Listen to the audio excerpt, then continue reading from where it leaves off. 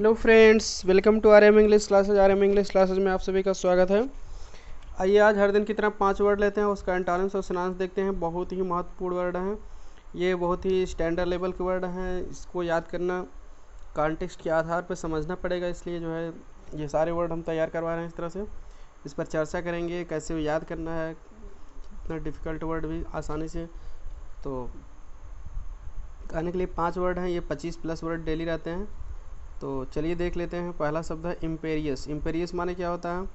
अभिमानपूर्ण, आज्ञात्मक, राज्य या साम्राज्य संबंधी। राज्य या साम्राज्य संबंधी, या राज्य संबंधी या साम्राज्य संबंधी, ये सब इसके अर्थ होते हैं।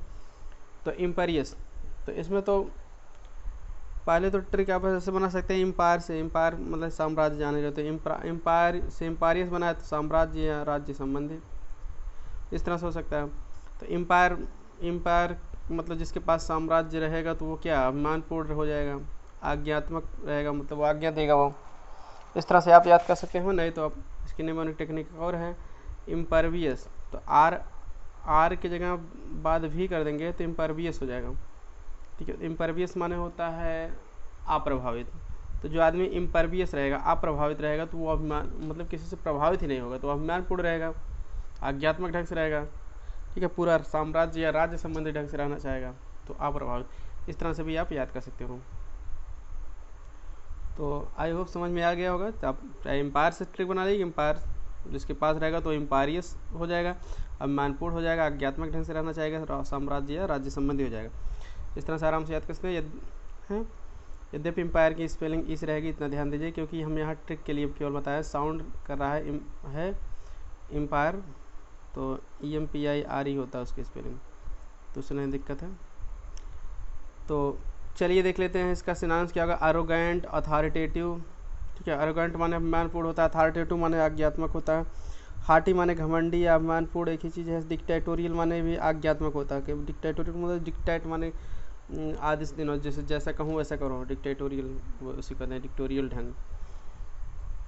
इसका एंटोनिम्स क्या होगा? सर्वाइल। सर्वाइल माने क्या होता है कि लाइक ए सर्वेंट। सर्वाइल माने होता है नौकर की तरह जो रहे, यानी कि अभिमानपूर्ण न रहे, एकदम आज्ञात्मक ढंग से रहे, से आज्ञा न दे वो, तो मतलब कि बहुत ही एक नौकर की रहे, दास के रूप में रहे, तो उसको सर्वाइल कहते हैं हम। सर्वेंट, सर्वेंट की तरह इसकी हिंदी होती है।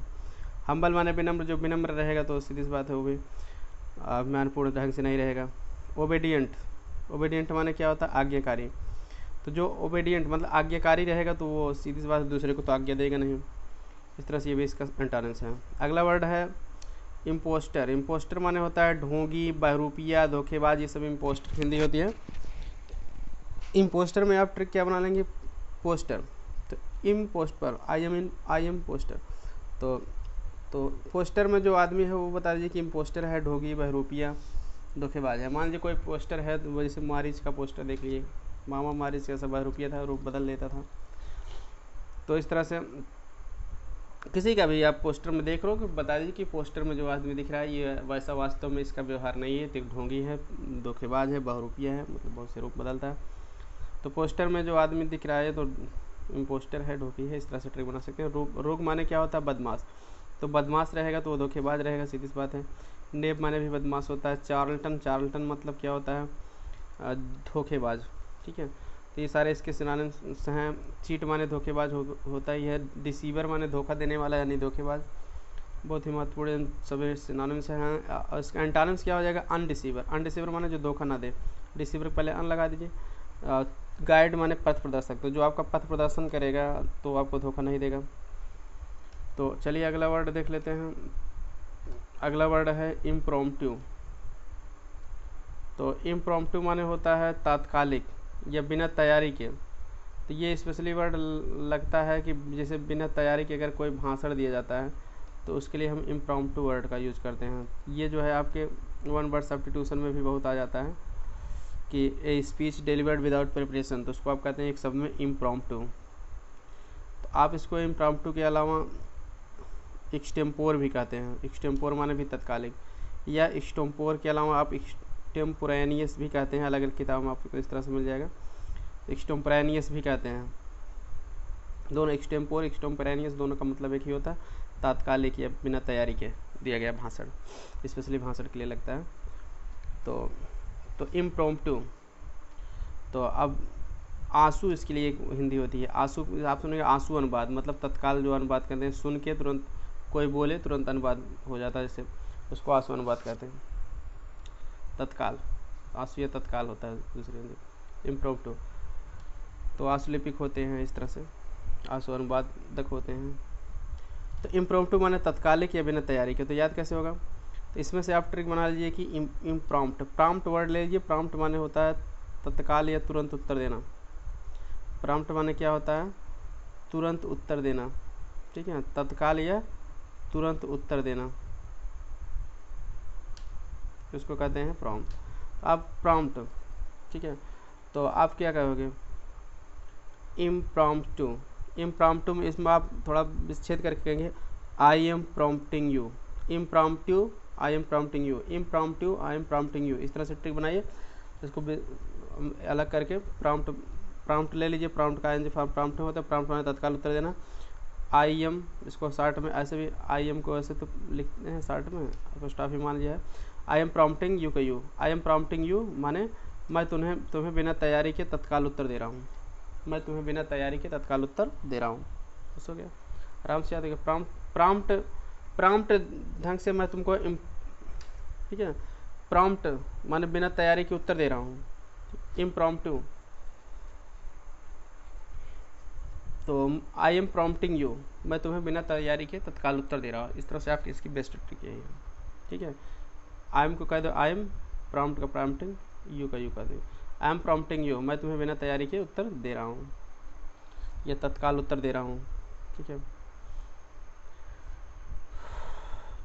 तो बिना तैयारी के तत्काल। तो एक्सटेम्पोर माने होता है बिना तैयारी के तत्काल। ऑफ हैंड, ऑफ हैंड माने भी बिना तैयारी के होता है, मतलब हाथ को ऑफ किए हो, मतलब तैयारी वैयारी कुछ नहीं किए हो। एक्सटेम्पोरानीस माने बिना तैयारी। स्पॉन्टेनियस माने होता है उससे स्वेच्छा से अपने आप, यानी कि अपने आप भाषण दे रहा हूँ, मतलब बिना तैयारी के दे रहा हूँ, लिख के नहीं दे रहा हूँ। जैसे कि आप मोदी को कभी कभी देखते हैं तो आप मोदी कभी भी लिख के भाषण नहीं ले जाते हैं, बिना तैयारी के भाषण देते हैं। इम्प्रॉम्प्टू वो भाषण देते हैं, घंटों घंटों तक दे देते हैं। अब उनका भाषण देखे होंगे तो बेस्ट एग्जाम्पल है वो इम्प्रॉम्प्टू, वो दे सकते हैं मोदी। क्लियर।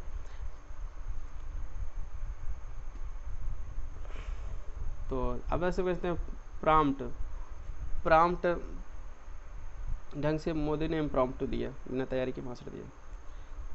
एक्सटेम्पोर माने क्या होता है, बिना तैयारी के। ऑफ हैंड, एक्सटेम्पोरानियस सबका मतलब बिना तैयारी के। स्पॉन्टेनियस माने स्वेच्छा है, अपने आप से।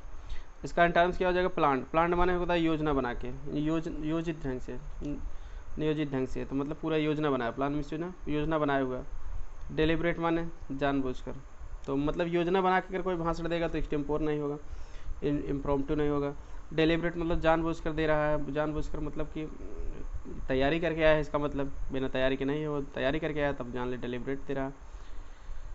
अगला वर्ड है इंसाइसिव। इंसाइसिव माने तीक्ष्ण, काटा हुआ, चीरने वाला, प्रभावशाली, भेदक, ये सभी इसके अर्थ होते हैं। तो तीक्ष्ण होता है, जैसे काटा हुआ मतलब से होता क्या है कि जैसे किसी का ऑपरेशन होता तो काट दिया जाता, तो ठीक है, तो काट के तो फिर टाका लगा दिया जाता, तो उसको इंसाइसिव कहते हैं, एडजेक्टिव है इसके लिए।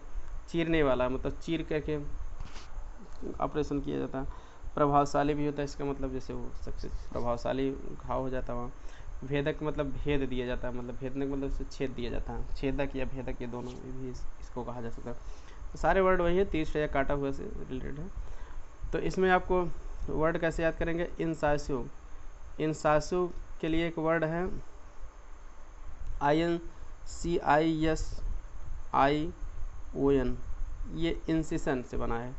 इंसिशन का मतलब होता है चीरा या काटा, चीरा या काट। जैसे चीरा मतलब जो चीर दिया जाता है तो उसी को चीरा कहते हैं, नाउन। काट, चीरा या काट। जैसे किसी के कहीं स्थान पर जो चीर कर ऑपरेशन किया जाता है, टाका वगैरह लगा दिया, तो उसको कहते हैं इंसिशन।